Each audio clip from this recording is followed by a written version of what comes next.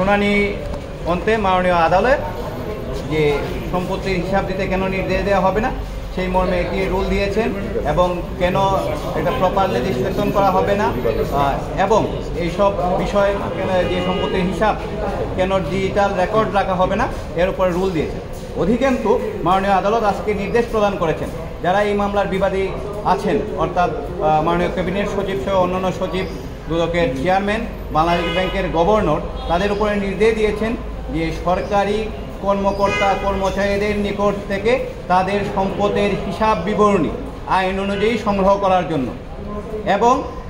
আরও বলেছেন যে তারা যেই সংগ্রহ করার সম্পত্তির হিসাব বিবরণীটি শুরু করেছেন সেই মর্মে একটি প্রগ্রেস রিপোর্ট আগামী 3 মাসের মধ্যে মাননীয় আদালতে দাখিল করার জন্য একটি নির্দেশনা প্রদান করেছেন। আমরা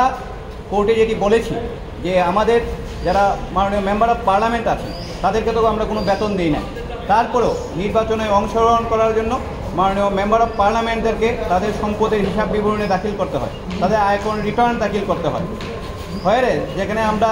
সরকারি চাকরিজীবীদেরকে আমরা যাদেরকে বেতন দিই আমাদের রাজস্বের যেখানে 43% তাদের পিছনে যায়, তারা কেন সম্পদের হিসাব বিবরণী দিবেন না? আমাদের সমস্ত শুনানি শেষে, সরকারের শুনানি শেষে এবং অ্যান্টি কারাপশন কমিশনের শুনানি শেষে মাননীয় আদালত আজ এই আদেশটি প্রদান করেন।